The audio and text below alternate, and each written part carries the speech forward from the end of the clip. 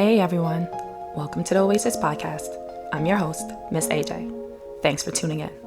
An oasis is something that provides refuge, relief, or pleasant contrast, and that is exactly what you can find tuning into the Oasis Podcast. This will be a space where I and special guests will be cultivating intentional and honest conversations about life's journey. So what are you waiting for? Subscribe now. Also follow us on Instagram at the Oasis Podcast. That's TheOasis Podcast.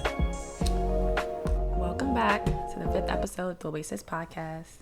Thank you all for joining us.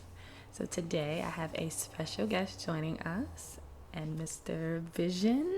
I'm allowed to speak now? Yes. Oh, okay. Hey, y'all. They call me Vision. Mr. King Vision. Brooklyn native. That's about it, right? That's what. If you want to contact me after this, if you think I'm, you like how I speak or whatever, you could contact Miss AJ. Don't contact me. You can contact me at the Oasis Podcast, and if you have any questions for Vision, feel free to pass them on there. Don't send me your questions. Send them to AJ. No questions for me. Forward all of it to AJ. Okay, she's my agent. I think they got that. Awesome. So, how are you doing? How was your week? My week was splendid.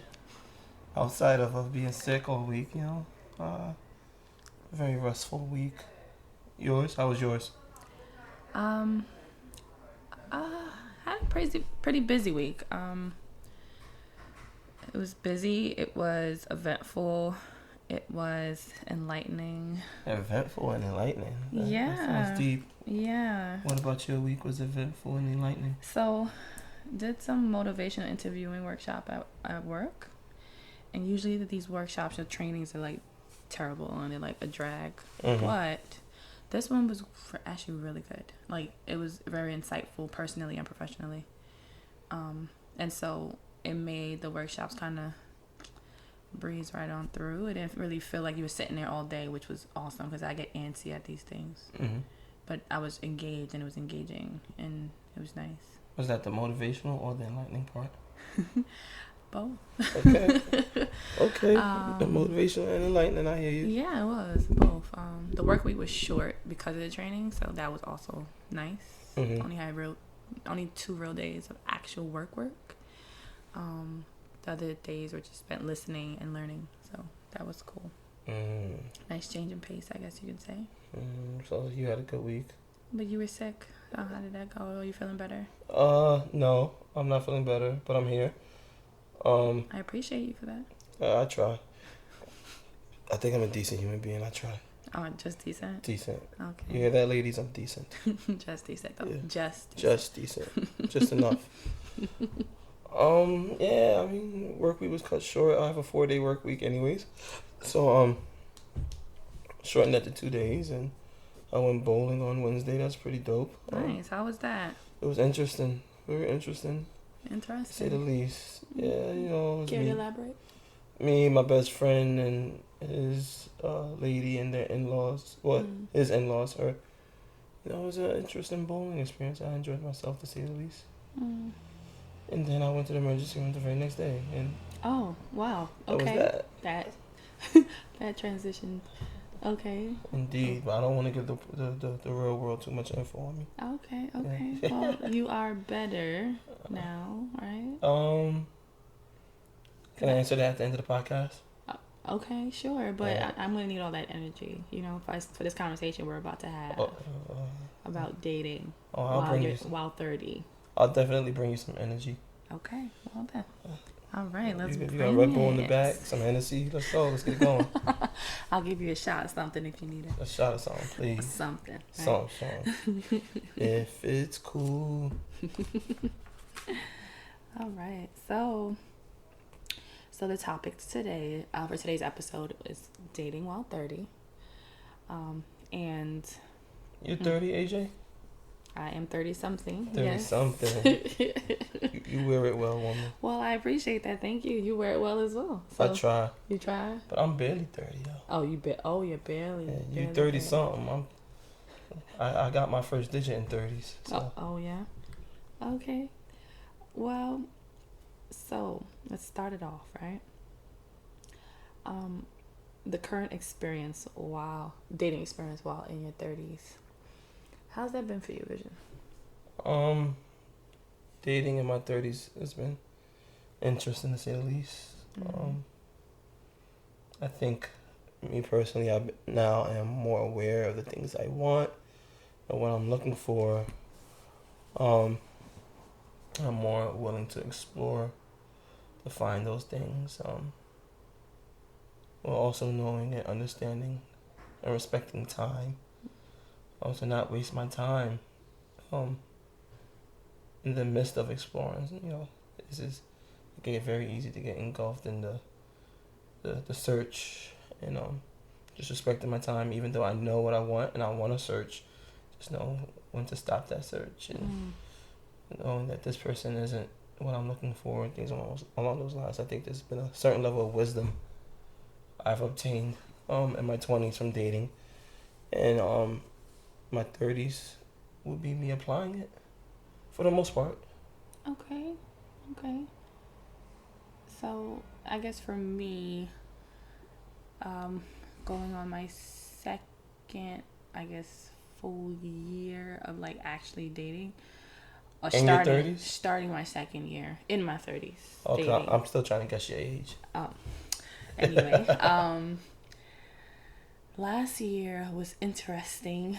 Coming out of a 4+ years relationship and starting to date was very interesting.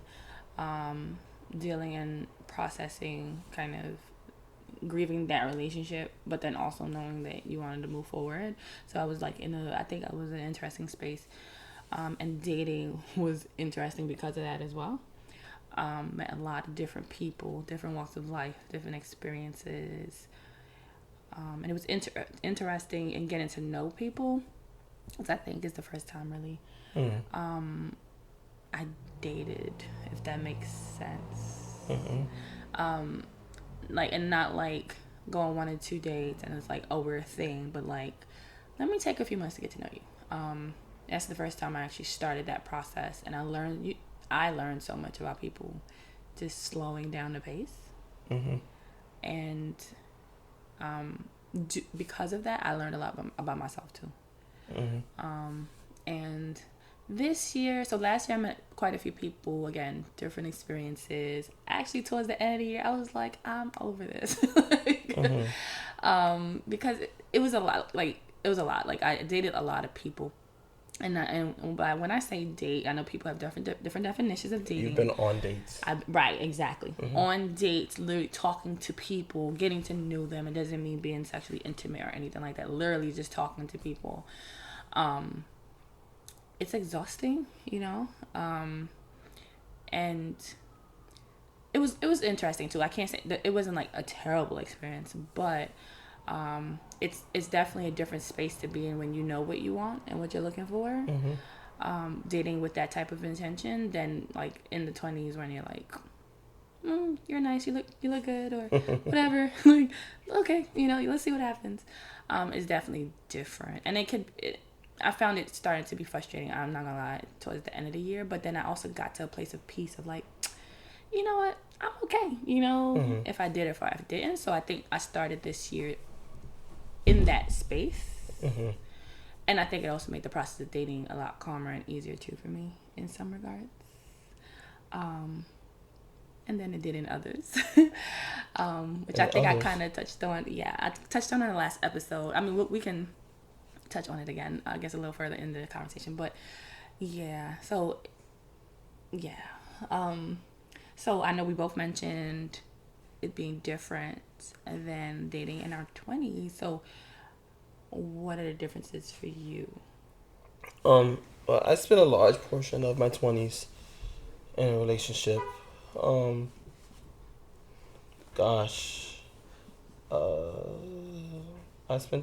was maybe till about 20, maybe 21 to 28ish. I was in long-term relationship. But being in that relationship taught me so much about intentions, about dating someone. Um, it's very easy to in your 20s to think you've got it all figured out. Think you know your career paths. You think you know the anything in life. You think you know where you're heading, and then I think that's when you're really starting to experience the things that life has to offer, and the things that life can take away. And I think in my 20s, I wasn't quite aware of what life had to offer, and the things that life can take away, and just general life experience that I think is important to know or to have lived prior to committing to a rather serious relationship. And I've learned to respect those said things that I mentioned earlier during that process of dating in that long term relationship. Then afterwards, it was more so just getting my feet wet, understanding what it is to date again, and to now have witnessed what I liked and what I didn't like, and to search for that when I became ready to start searching again full time, which was for the most part maybe like another 2 or 3 years before I decided like maybe I want to start dating seriously afterwards. But generally, the life experiences was a big part of guiding me and educating me on the things that I did like, in regards to finding a partner and the traits and stuff like that. But as well as deciding time, when is the time ideal, I think is a big thing. We get so wrapped up with being lonely, and we're like, oh, loneliness means I'm tired of being single, when that's normally not the case. At least from my experience, just because you're lonely doesn't mean you're ready to be in a relationship. Absolutely. So timing was another thing I had to learn. Like, is this the best time for you in your life to allow somebody to become part of your life? I think that's an important point, very important point. Feeling lonely all alone doesn't necessarily mean that you're ready for a relationship. I had to learn that for sure. But then I also we share a parallel. Like in you saying it made me think like, oh wow, I did spend a majority of my 20s in a relationship. Mm-hmm. I think altogether I probably had maybe like 2.5 years. I'm being generous and saying maybe 3 years that I was single in my 20s. Yeah, I'm in the same boat. Wow. Thinking about it, wow. Like, can you imagine though how much change you experience in your 20s, but then to be with someone experiencing that change? Wow. Wow. There's some real stuff right there. Yeah. Like, this is a random thought, but I feel like sharing it. I think I read somewhere like a study on like marriage or something of that nature, and it said that people who get married in their 20s are more likely to get divorced than those who marry in their 30s.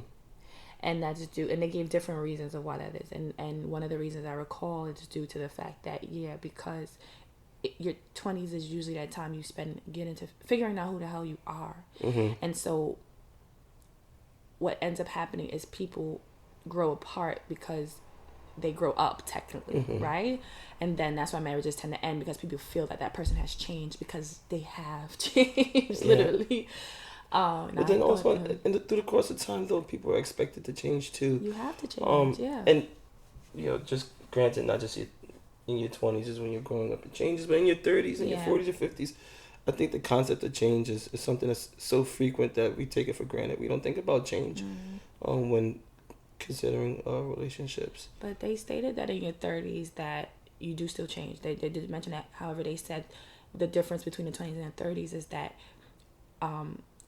you're pretty much like the concrete things about you in your 30s don't change. You know who you are. Exactly.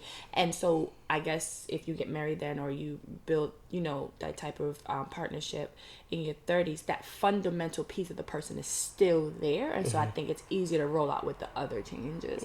And I was like, yeah, that makes a lot of freaking sense. Like I was ooh, child. Looking back, I was a hot ass mess in my 20s. Like, you know, like, outside looking in, whatever, like, for if I was looking from perspective of as a child, I was, now my mother probably would disagree with that, but in my opinion, I thought I was a pretty good kid.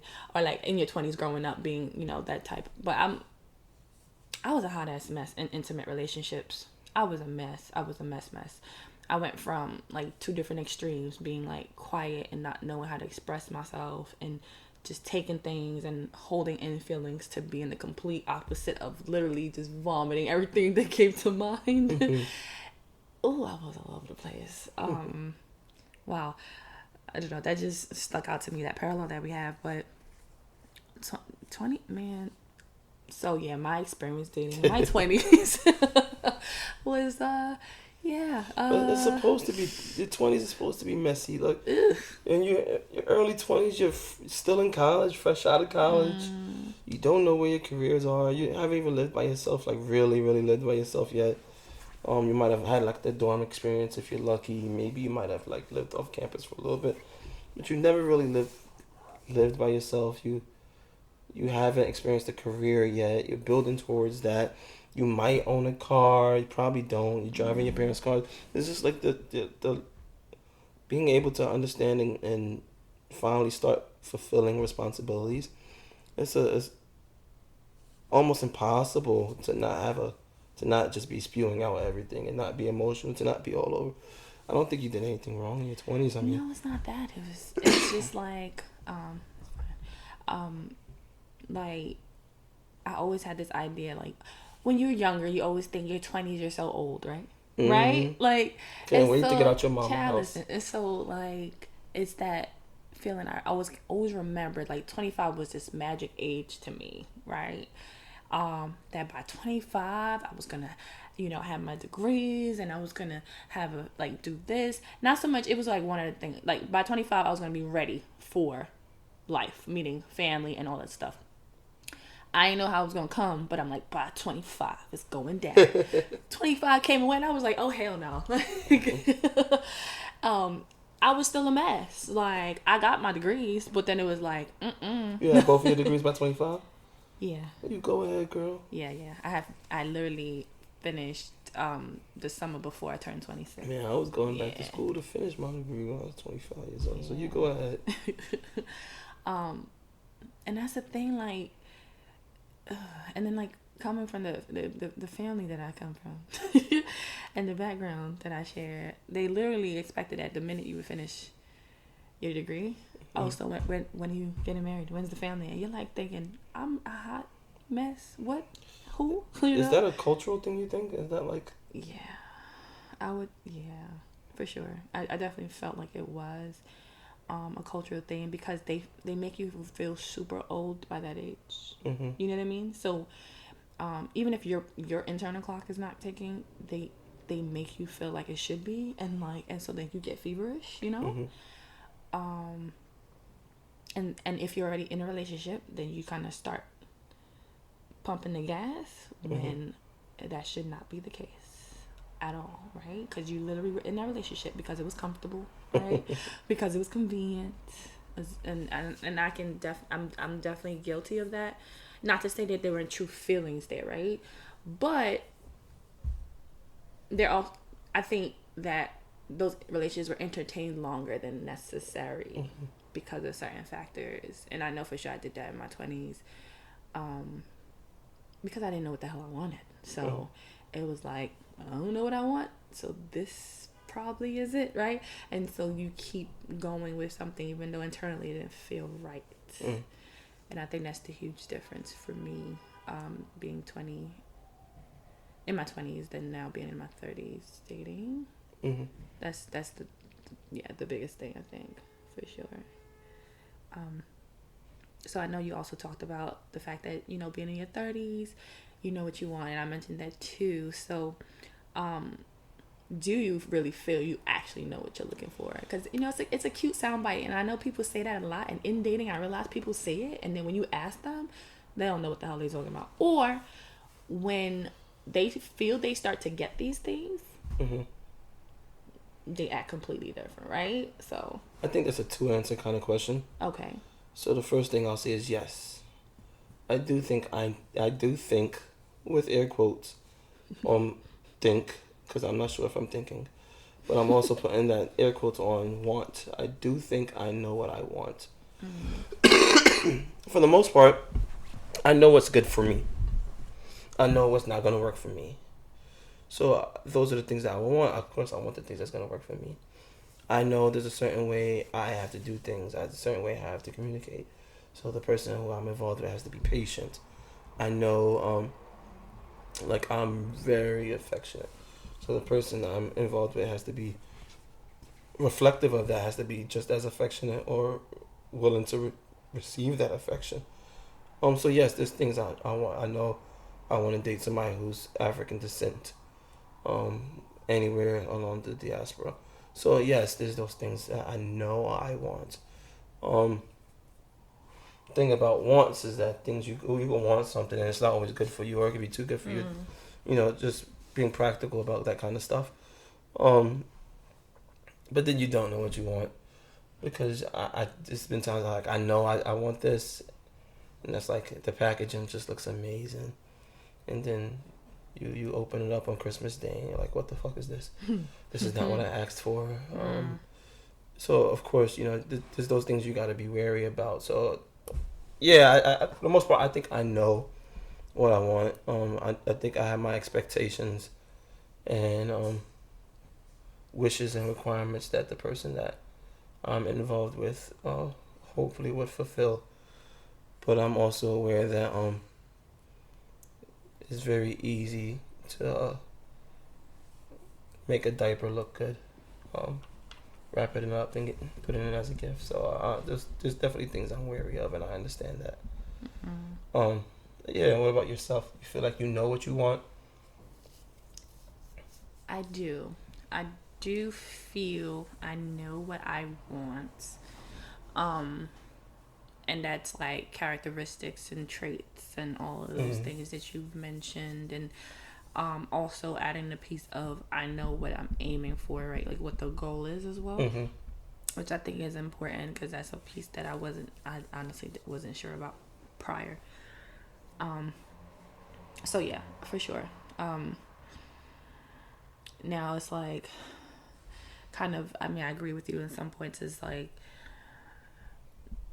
knowing what you want, and maybe again the packaging might seem awesome, right? And then going, ooh, like, Yeah. this is not exactly what I thought it was gonna be. But I think for me, I think what I'm struggling with right now in dating is, I think we all kind of come into dating with this mindset of who we think we are and who we used to be, right? And I in my experience of dating, I've noticed this a lot. Like, people talk a lot about, oh, I'm this type of person. This is what I used to do with my exes or in the past, and da da da da da. But they come into it, I think, in a way, like, it may make sense, right? Like, you can only draw from your past, right? Experiences, and if you've been consistent in that, then you literally feel that's who you are. I think there's a piece that's kind of missing, and also the piece that I think is bringing me it's making me slow down, causing me to slow down even more, is that with every person you encounter, you will change, right? You will engage with them differently. And though there are aspects of you that might remain consistent, the degree might be different with that individual, right? The intensity might be different with that individual. And so what I'm noticing about myself in dating is that I'm concerned, I'm concerned, whatever, with who I know who I was, right? And I have an idea of who I think I am. I don't know who I'm going to be with whoever I decide to settle down with. Right? And that's the piece. So, like, I don't know. So I say all that to say I don't know that once, let's say I find this person, we get involved, if the things I want now might change because of it. Mm-hmm. Things you want now? Yeah. Like I said, I know what I want, right? Mm-hmm. But that's in me being single, right? That's me feeding from the experiences from my past. So then you get what you want and you'll be like, I don't want this at all. Correct. Right? Or maybe want it in a different way. Mm-hmm. And so that's kind of where my head's been in regards to that. Like, I know what I want. And then sometimes you get a little taste of it and you're like, oh. You know, like, let me rethink this. That's kind of where my head's been with that. Because I think I've been experiencing that a little bit recently, too. Interesting. Yeah. Huh. I mean, I don't...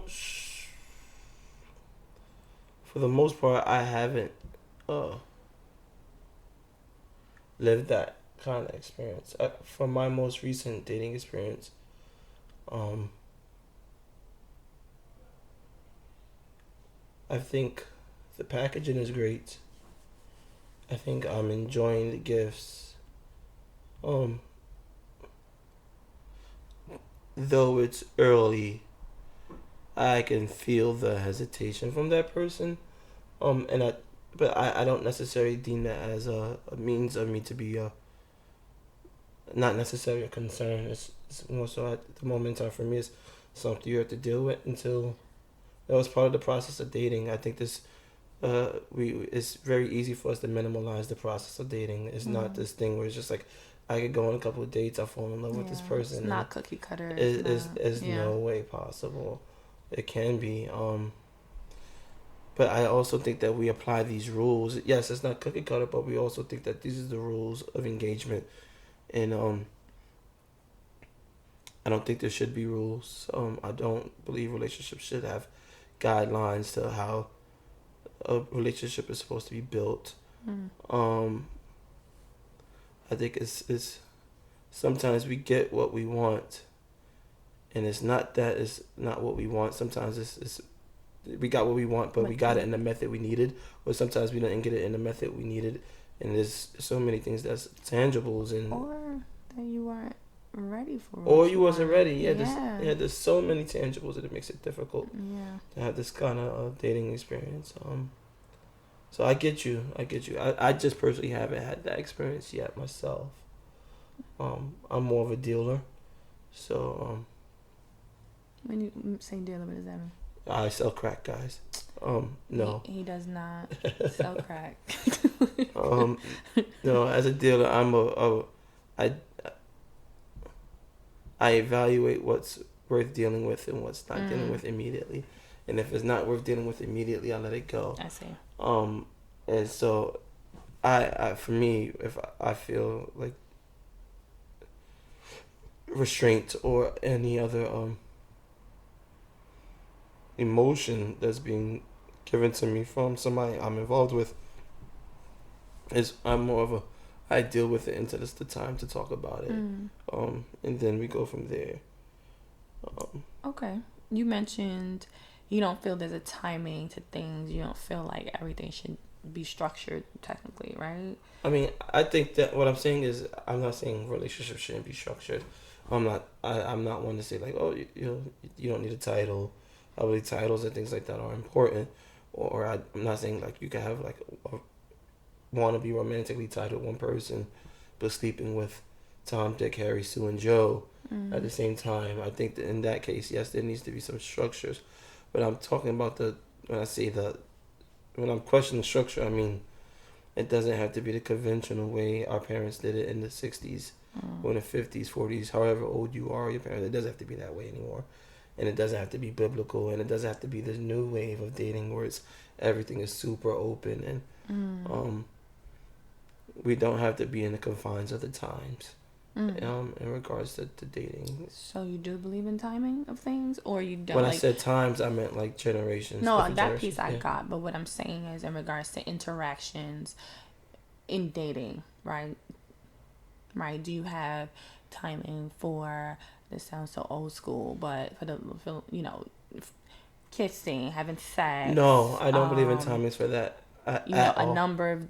Timing for a number of dates before meeting family, or just in general, all the things, because you say you know what you want, and so do you have this timeline, or even So I mean, I think everybody has a timeline of how they want things to go, right? I want to be married by this time. I want to. Yes, people generally tend to have those timelines, and that's not a good or bad thing in my opinion. It's just it is what it is. But when I say time, in regards to time, like, I'm one that believe people could fall in love at first sight. I'm one that believe that somebody could know they want to marry somebody within 2 months, and that doesn't mean that they know every bit of that person. You don't have to know every bit of that person to know that you are capable of marrying somebody, or that particular person. So I guess conventional dating techniques I don't necessarily agree with. I don't believe that somebody is I believe that you could have sex with somebody the first date and then later on and end up having a full-blown great amazing relationship afterwards, with kisses or hold hands, or first time somebody meets your parents. The person that I'm involved with now accidentally met my parents maybe like 2 weeks into the situation. Oh damn. And I wasn't bothered by it at all, and it just happened that way, and I'd have freaked the hell out.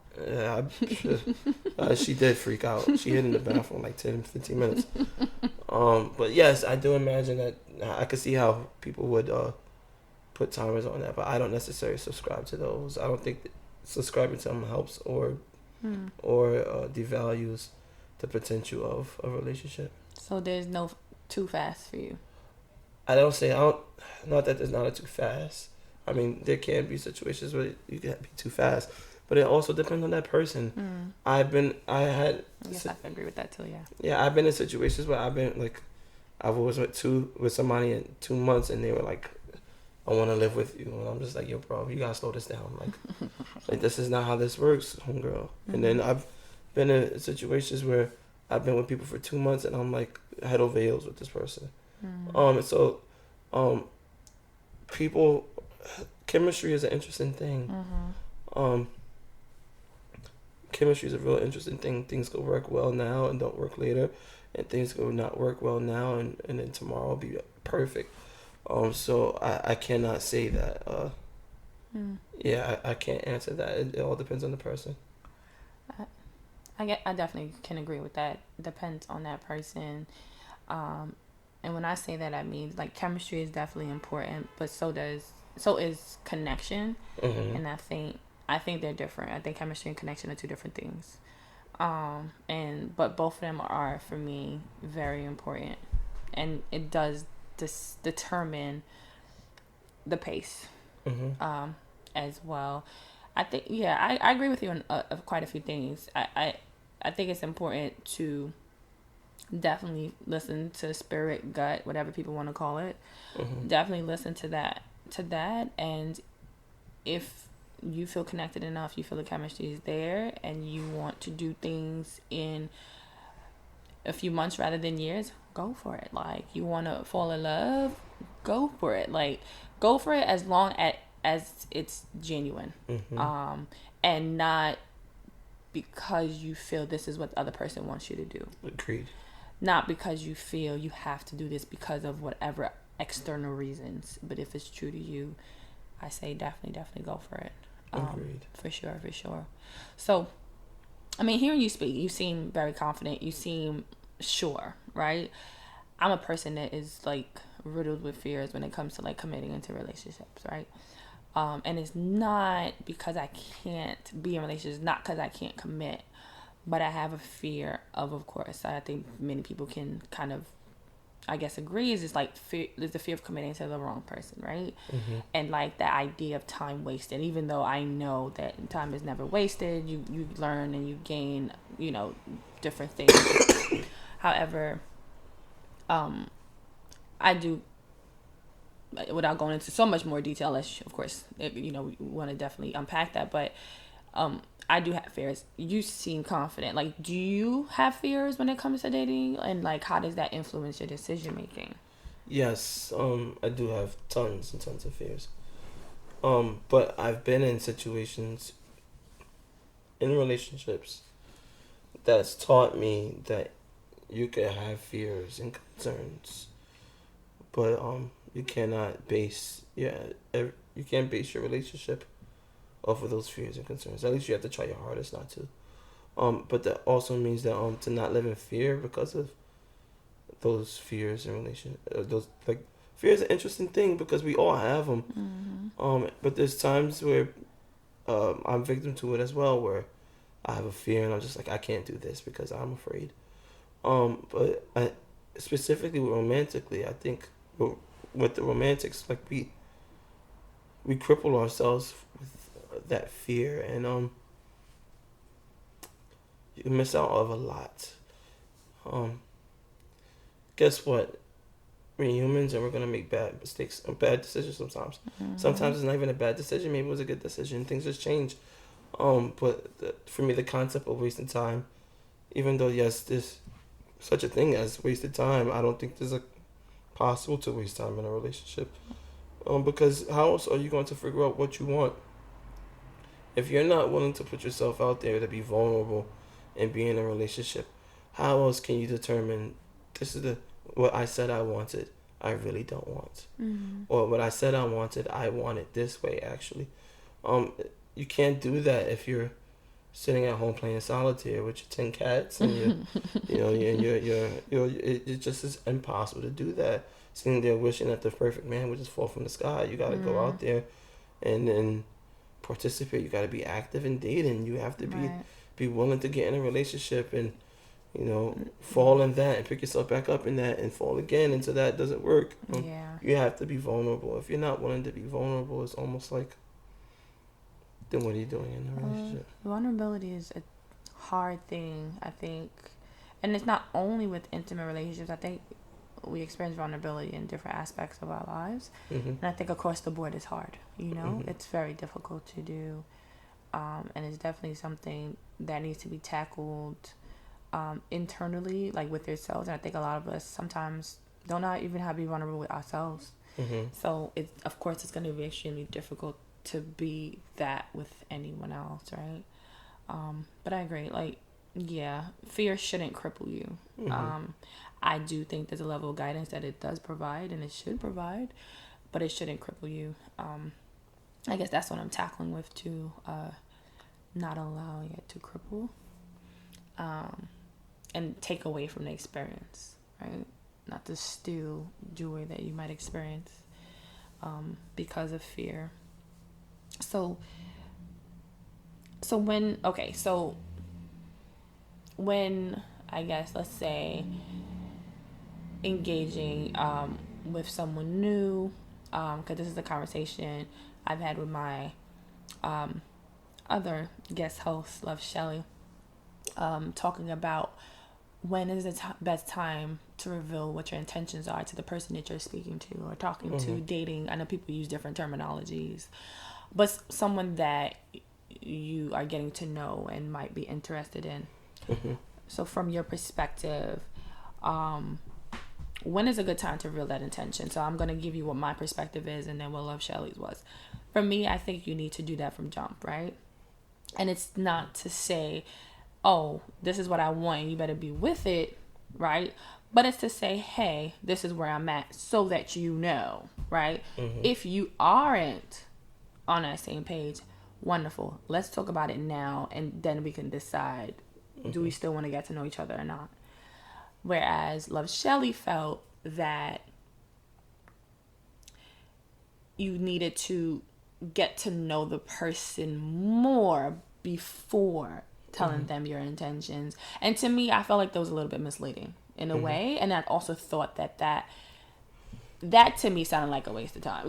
Because you really can invest so much time and then come to find out you trying to get married and the other person was out here thinking y'all were friends. Just something, to me, I think you can get really lost if you're not clear. And for me, saying what your intention is doesn't mean I'm going to have it or want it with you, but to let you know this is where my mind is, if that makes any sense. So what is your point of view? So I think I'm more along the lines of your ways of thinking. And I say that I think there's more to intentions than just this is what I see myself doing in the future. Can you get down with it? I think intentions is knowing the things about yourself that most people won't like. For example, I'm not a Christian, and whatever my religious beliefs are my religious beliefs, and it's important to me to express that to women early on in the process, because last thing I want is for somebody to say, like 10 months later, like, what do we want to do about kids if, how you feel about baptism or whatever, and I'm like, yeah, I'm not a Christian. That's when the waste of time comes, really. And for me, it's not so much more about the objectives of dating, even though, yes, that's important. Like, yeah, you need to know, like, I'm dating to get married. I'm dating to just have fun, or I'm dating for convenience. That's important. But just as important as there's other lifestyle things you think exactly. Is important. Oh, yeah, okay. And that's just as important, because everything could be perfect. As far as intent goes, but when your lifestyles don't match, or I agree. It could take away and from the experience and waste time as well. So I'm with you, and I just would like to add that.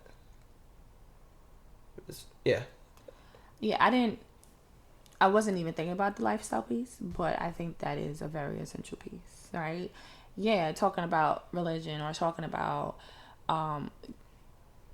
general goals that would affect a partner, right?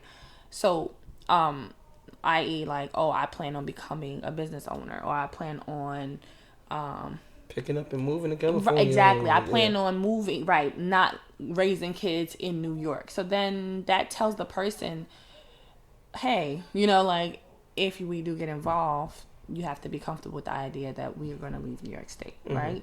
Yeah, that's true. I don't think I thought about it like that, but yeah, that's absolutely true. And then it does mean that you need to have an idea for sure of who you are and what you want, and in some ways having a plan in essence too, because you have to share that plan. And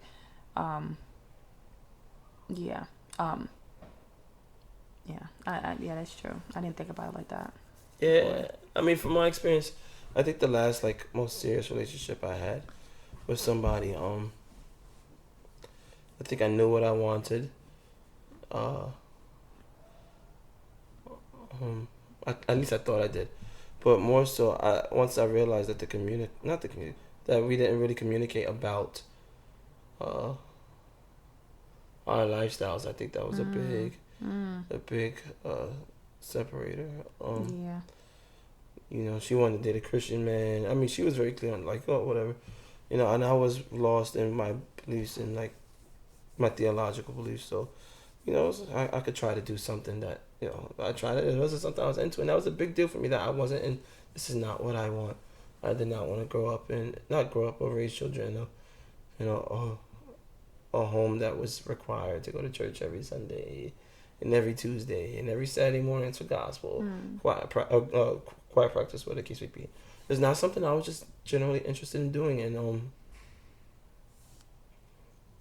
I think that's when it became important to me that once again, the lifestyles have to match and correlate. And if it's not, it doesn't have to be 100%. Because plans change. You could, your plan could be, I want to move to California with the next person I'm with. And then you're like, you know what? I think I'm set with staying here in New York, or whatever the case may be. So things like that could change. So I'm not expecting 100% match lifestyle-wise. But yeah, definitely, I want to emphasize that to you, the guys who are listening. If she's not matching your lifestyle close enough to help magnify or fulfill your dreams and your goals, then that's something you need to take a look at. And so, I last year in dating someone, just because what you just said sparked something. So last year in dating someone, very interesting experience. But I definitely think for when I was dating him, which was literally, he was the first person I dated outside of my breakup. It was I was happy I had the experience when I did, because it did shine light for the rest of the experiences for me. It made it clearer, I guess, to how to navigate the rest of the experiences for the year. He stated, and again, I'm probably going to butcher the exact statements, however, and I think I'm also going to soften them a little bit. He stated that where he feels that women kind of go wrong. Now, listen, y'all, bear with me, okay? This is not my own thoughts. But he felt where women went wrong was that they would meet a man, and the man would make clear to her what his plan was.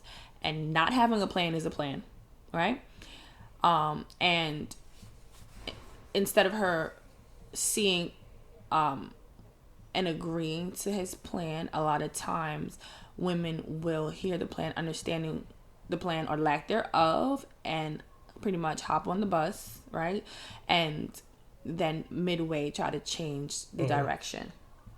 And he felt like that's where a lot of strife and unnecessary things happen, because it'll be X amount of time later, and then she's trying to steer the bus a different route, and then she gets resistance, and then issues start arising. Now, at first, I had a very volatile reaction, and I was like, wait a minute. You know what I mean? Like, I was like, excuse you.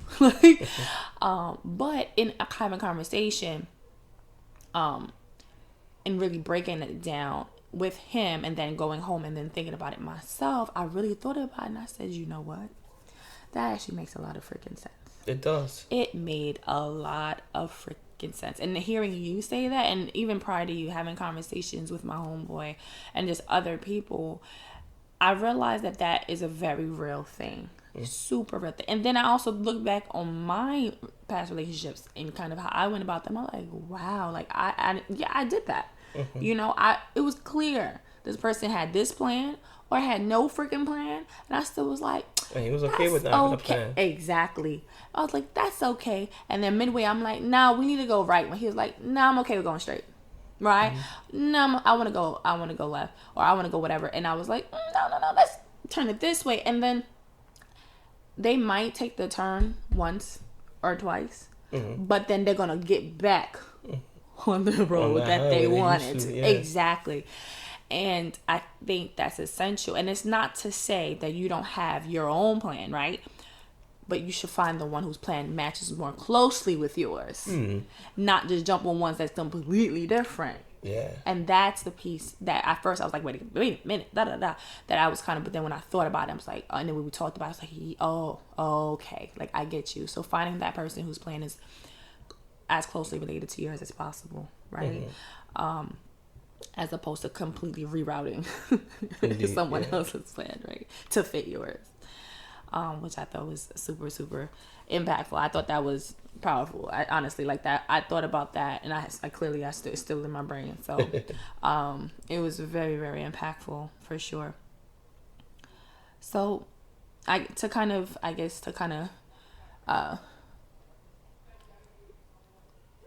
close out the conversation.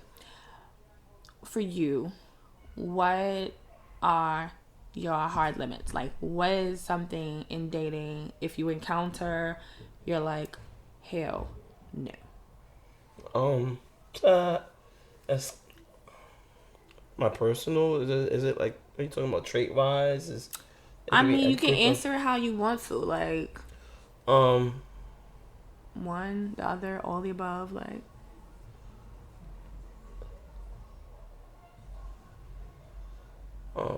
I have a very short threshold for many of my peeves or dislikes and stuff like that. So it's a bit hard for me to say like, oh, this is my hell no moments. I know during the talking phase, if you have, like, I have no kids, and it's important to me. I'm now realizing I cannot date somebody with children. I agree with that one. As much as I wanted to try, it's just not. It's not for everyone. So that's one of my hell no's. And that's nothing to say anything for you against you women that's listening at all. With like, children. That's just, God bless all y'all with kids. You know what I'm saying? It's just not for me. Indeed. cultural things is important for me. So I have to be somewhere along this African diaspora. If not, that's a super hard hell no for me. And personality wise, I don't do well with aggressive anger. A lot of black men don't. And it's, I think one of the things we do is that we just shut down or we become aggressive back, and it's not the most healthiest. If you know you have a short threshold for aggressiveness and how people speak, men beyond that understand that you have a short threshold, and the people you're probably dating, if you are having these problems, is probably not the type of person you should be dating. But for me, I know I cannot be with somebody who is too aggressive when they're upset, or they point a finger all the time when they're upset. I personally can't do that. I know the direction it leads my line of thinking, and it's just not beneficial for me. So that's a hard, that the finger snapping and shit is cool. Like, we all have our ways of communicating, whatever the case may be. But when it becomes aggressive in nature and it's not resulting in a healthy discussion, then. So you don't like the neck rolling? You don't like all that? Oh my gosh! If you saw the girl that I talk to now, all that neck rolling and snapping, I'm like, yo, like, jokingly sometimes I just be like, yo, like, who you talking to? When it's joking time, but when it's argument time, I'll be like, man, let me shut up, I mean, it's. So you're dealing with it though, even though it's your hard limit. It's different because she does it, but she does. She's not aggressive. I don't feel like she's trying to violate in any way that makes me feel like, because I have a low threshold for it. I question it sometimes, but then she puts it back in perspective. Please don't confuse my passion for anger, or so she does a pretty decent job. Even though sometimes I'd be like, yeah, I think for the most part she does that, and that's it. So yes, I have a very small threshold for it, but I think she knows where the toes align. So she should keep it there from that part. But that I got to deal with the neck roll and all that, but the aggressiveness is never okay. Same thing with women. If he's too aggressive with you, we're communicating, you gotta go. Don't sit there and deal with that. Dip out. If you have a low threshold for that. And for the most part, I'm pretty interested in I don't want to put out the image that I'm all over the place, but I generally do not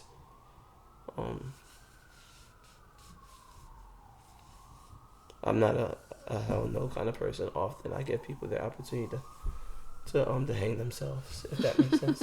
So we all enough rope. I give you the rope on date one, and I'll even point you to the tree. It all depends on how far you want to throw this rope, or if you want somebody to kick down a chair for you. It's pretty much. And I say that to say yes, I'm not the type that's gonna hold everything against you. Those are just more so those couple of things I mentioned.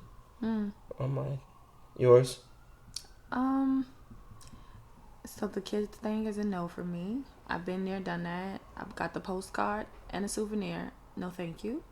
And again, kudos to y'all single parents out there. Just the level of attention I think I need and energy I need, I don't think that single parents can provide for me. And that's just me being selfish, and I think I'm okay. It's okay to be selfish. Especially when you're trying to get to know someone who you want to share your life with. That's just how I feel. And there's just a level of complication that comes with those type of situations that I just personally cannot deal with any longer. Indeed, yeah. But not to say that they're not wonderful people, not saying that at all. I would say hard limit. No for me. I can't see myself. I can't see myself being with or entertaining someone who doesn't have a plan. Right? Regardless if it's something that is still changing, there still needs to be something there, right? And that's this, it could be, I want to own a business, but they don't know what business is. Okay. I'd rather that than be like, I don't know. I'm just, we too old. I'm sorry. Like, but I'm not sorry. I can't. That's just gonna make me uneasy, and I'm a person. I like stability. I want to feel stable, and that's not gonna make me feel stable. Someone who isn't family oriented, I can't deal with, right? And everyone's families are different, and it's not even to say you have to have great relationship with your family. That's not what I'm saying. However, you still understand the importance of family. Like, you still want to, even if you didn't get that kind of experience, you want to create that experience of connection and cohesion. I think that's important for me. Super, super important, because I think it says a lot if someone doesn't want that and they don't care for it. For me.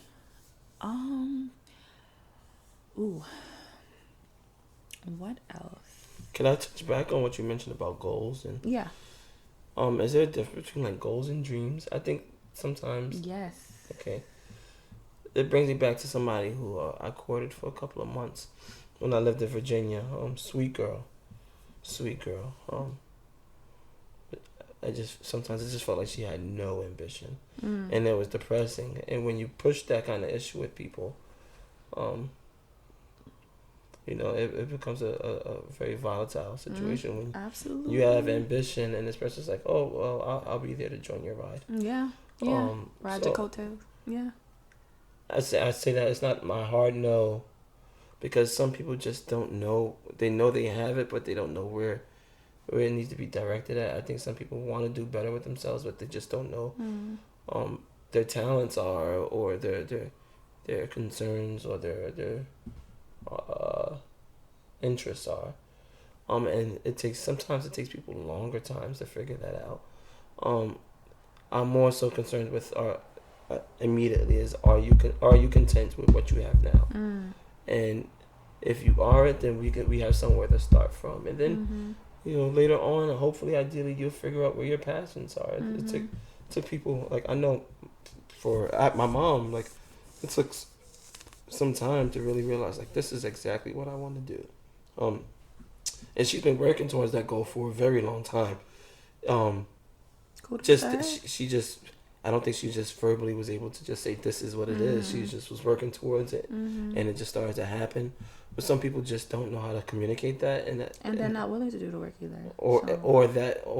So that's why it was hard for me to put that as a And they'll talk about it till they blue in the face, and they do absolutely nothing towards it. Indeed, that too as well. Yeah. So a plan, I think dreams and goals are different in that sense.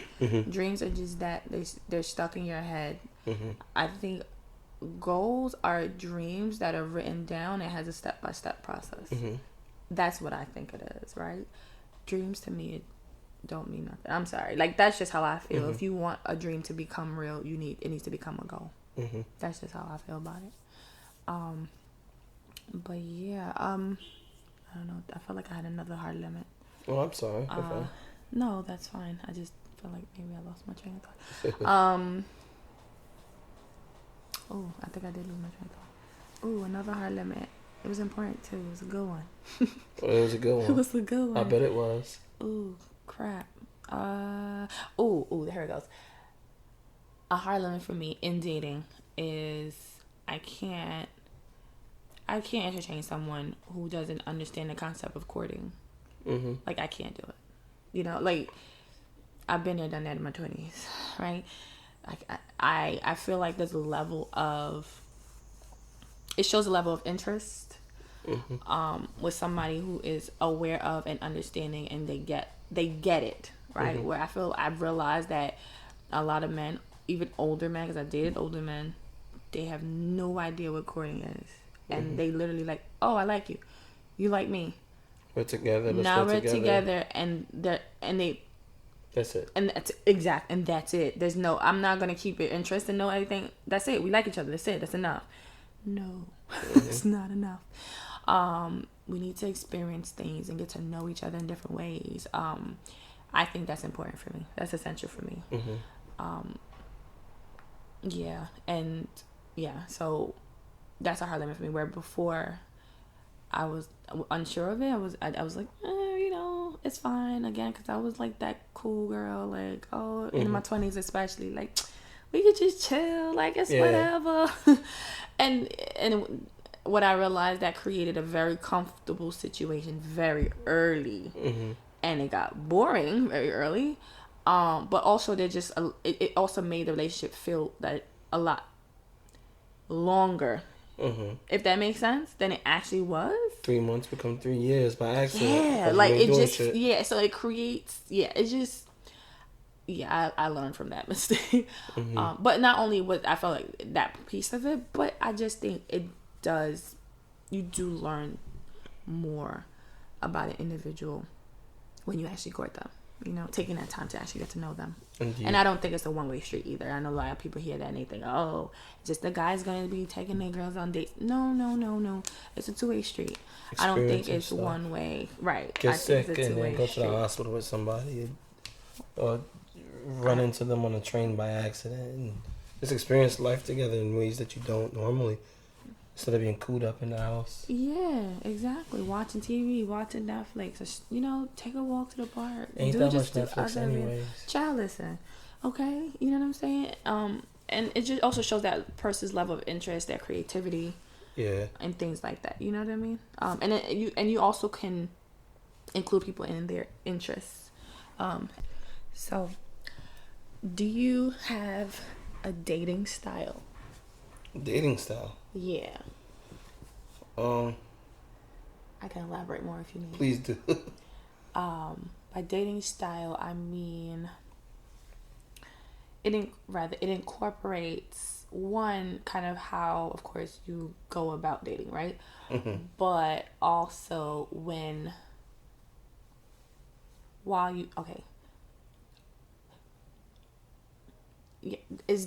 do you have, quote unquote, this sounds so sterile, but like a protocol to dating, right? How you go about it, but also things that while you're dating someone needs to be established or understood, or if that makes any sense. You mean to, like, in regards to actually going on dates, or do you just mean in general, like, I'm dating this person? You're dating a person. More so than, like, you're at a point where, like, okay, yeah, I think I'm interested in getting to know this individual. I don't think I necessarily have a dating style. I think I'm evenly enough mild-mannered and eclectic to, I guess, be okay with a little bit of chaos. Maybe chaos is not the word, but I guess disorganization. I don't believe dating should be so organized. And I guess we're saying that I have style would mean that I feel like there's this particular way things have to be done. And I don't think it, like I mentioned earlier in the pod, I don't think there's one way to do it all. So I think it would be a bit much for me to say, like, yeah, I do have a style or techniques that I believe that. Now there's certain things I know, like, I can only handle certain things a certain way. Okay, like, so things I think like, that's I know, probably more what the angle I was going. So like, I know there's a certain way how I have to have a discussion, and I'm not expecting somebody to deal with a discussion the same way I do, but I'm asking them to understand that the method that I'm using to communicate is important for me to communicate that way, to maintain a healthy relationship, of course, and things like that. Then yes, there's a certain way how I like to introduce people to my family, ideally. If I decide I want to introduce that person to my family. But in regards to, but I'm okay with, like, that not happening that way sometimes. Or, I think I'll be lying to myself that I believe that there's one way to do it. So I can't submit to just one method. I just know the things that I kind of do prefer and how I don't. Okay. So, I guess... And I barely know that. I mean, not that I barely know. I know the things that I prefer, but it doesn't really matter to me enough to say, like, it has to be this way or the highway, if that makes more sense. Okay. So, in dating, let me give you a scenario. You find someone you're interested in, and you guys haven't established that you're mutual, like you're what is the word? Exclusively dating each other. And let's say you have an idea that person might be dating other people. When I'm at, like, I guess when I was asking style, it's like, yeah, you did answer part of it, but are you that type of person to just be like, I need to let this person know that if I'm dating you and I want to be exclusive, or if I'm centered on you, this person needs to be centered on me. Yes, because I established my intents really, really early. So if I don't intend on dating you seriously, I'm going to tell you very, very early that I am not going to take this seriously.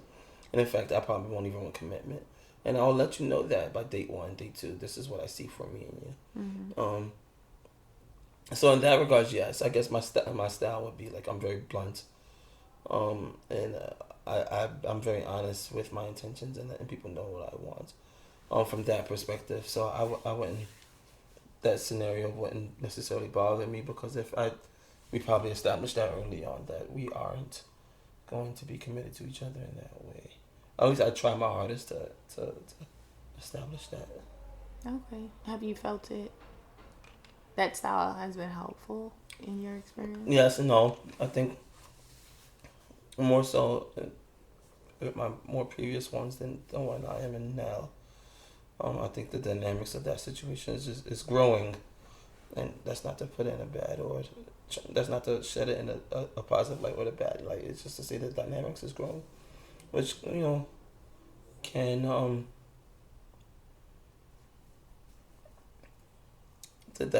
which can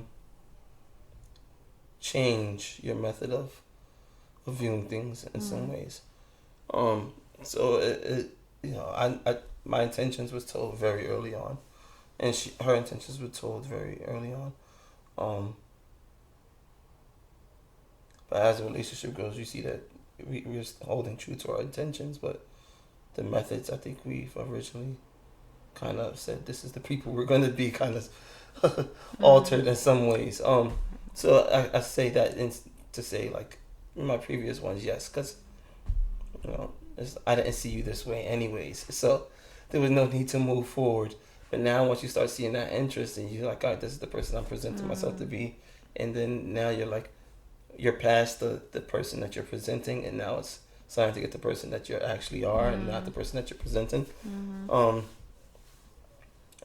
that's why I would say not so much now, because we're past that stage. Where early on, we never had the opportunity to get into these stages for the last 3 or 4 years. I see. I would say for me, that similar to you again, intentions early on. I'll tell you, but I think the difference between that, I'm going to tell you what my intentions is as an individual, right, with a person that I want to be with. But I'm not necessarily saying that this is going to be with you. Again, like I mentioned. But how I do move within the dynamic would be determined on if I do like you, right? So I'll make my intentions clear and just be like, oh, I'm looking to attain this, right? And depending on how we engage, depending on how we connect, I would still keep, of course, communication is key. Like, keeping that open and keeping it understood. Like, okay, we're dating. I understand you will be dating. I will be dating. But until a conversation is had, it's going to be understood that we're dating other people. Right. And it kind of has to be made clear that I want, or you want, to exclusively date. So I guess my style in essence is being clear, making sure that things understood. However, also being open, if that makes any sense. But I do agree with what you said. Like, my openness ties into the fact that while we're doing this getting to know each other and other people, you might realize that these other people are crap, and I don't want to exert that energy there anymore. And so being open to having that dialogue, being open to, you know what, I did say this, and I'm realizing that maybe that these are my intentions still, and I did say, oh, maybe I said it in a very vague general way, but then I start to reiterate my intentions more specifically, right? Mm-hmm. Yeah, so it was interesting. The question just popped in my head, and I just figured I'll ask you, because I think some people have these styles and they don't share it, mm-hmm. and then they get to know someone and they assume, or start to get to know someone and they assume that other people think like they're going about the dating process the same. Mm-hmm. And I think that causes a lot of confusion, and so I was just interested to hear what you had to say about that. So last episode I kind of altered a little bit one of the segments. So the what's happening, what's going on segment, I kind of added to it the piece of what's your intentions for the week or what you're looking forward to. And so I want to ask you, so what's your intentions for the upcoming week or weeks, or what is something that you are looking forward to and putting energy towards? I think the approach I'm going to take for the next week, maybe 2, is a more of a healing approach. Getting my body right, or at least attempting to. Getting my mental right now.